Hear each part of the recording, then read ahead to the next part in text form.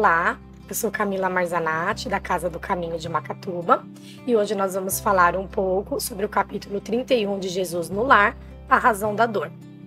Então a Raquel era uma antiga servidora da residência de Cusa e ela indagou o mestre, por que motivo que a dor se converte em aflição ao longo do caminho na nossa vida.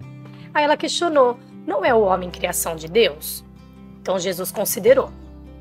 A razão da dor humana procede da proteção divina. Os povos são famílias de Deus que são chamados ao seu rebanho, e a terra é o caminho. O excesso do poder, ele favorece o abuso, e o excesso de conforto, ele traz o relaxamento. Então, Jesus, de uma forma fraterna, elucidou com uma história para que Raquel entendesse melhor. Um anjo, por ordem do Pai Celestial, ele foi designado a cuidar de um homem desde o seu nascimento. Então, ele ensinou desde as coisas mais primárias. Ele ensinou esse homem a se alimentar, a sorrir, a movimentar os seus músculos, os seus membros, a repousar. Ele não se afastou do seu tutelado nem por um segundo. Ele ensinou as primeiras lições, ele favoreceu a leitura, a escrita, o raciocínio, ensinou a escrever, a contar. Ele afastava o seu protegido de todas as más influências. Ele soprava bons pensamentos, de ânimo, ideias iluminadas, inspirava o seu tutelado a seguir por bons caminhos. Ele garantia a saúde, o equilíbrio do corpo do seu tutelado. Inclusive, ele dava-lhe medicamentos invisíveis, por intermédio da água, do ar e das plantas. Muitas vezes, ele salvou o seu tutelado de erros do crime, de males que o atormentavam na terra, que infelizmente todos nós experimentamos. Então, no decorrer de toda a sua vida, ele auxiliou o seu tutelado a ter uma inteligência emocional, ter um trabalho digno, honesto, a ser uma pessoa de bem, correta. Porém, esse homem, ele esquecia de agradecer as bênçãos. Ele se tornou orgulhoso, cruel, ele estava tão habituado a ter todas essas graças, essas bênçãos, que mesmo sem saber, o seu anjo cuidava dele, né? Que ele não agradecia. Ele se habituou e ele esquecia de agradecer por essas bênçãos. Então, ele passou a humilhar os outros por essa glória, por esses privilégios que ele tinha. Então, quando ele experimentou o primeiro desgosto que ele mesmo provocou, porque ele menosprezou a lei do amor universal de Deus, ele se revoltou contra o céu. Ele acusou Deus de injusto e indiferente, porque ele achava que ele não era merecedor de passar por aquele desgosto que ele estava passando, já que a vida inteira dele ele foi protegido e ele não teve que enfrentar esses males que o mundo de hoje em dia nos causa, muitas vezes por culpa nossa. Então, o seu anjo ficou aflito, procurou levantar o ideal da bondade, do amor, para que ele se acalmasse, porém ele não conseguiu ouvir o que o anjo tinha para oferecer para ele naquele momento, para que ele se acalmasse. Então, o anjo maior determinou que no primeiro dissabor do tutelado desse anjo, que ele já estava endurecido, né, pelas regalias que ele teve ao longo de toda a vida dele, então no primeiro dissabor, que essas dores dele se convertessem em aflição. Então, de aflição em aflição, esse homem ele começou a entender o valor da paciência, do amor, da humildade, da bondade, da fraternidade, de ter compaixão com as pessoas, e ele se tornou um precioso colaborador do Pai. Então ele precisou experimentar a dor para que ele conhecesse sentimentos nobres que ele nunca teve. Então essa história finalizou, Raquel emudeceu, e o culto da Boa Nova ele foi encerrado com uma ardente oração de júbilo.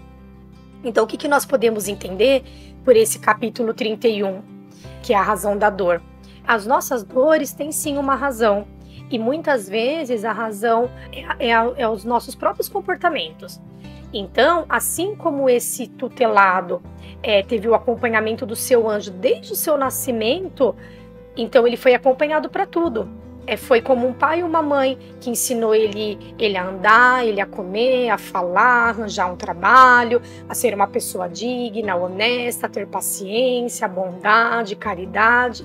Só que ele se achou tão digno de tudo isso, ele se achou tão privilegiado por ter tudo isso, que ele simplesmente não agradecia. E assim somos nós.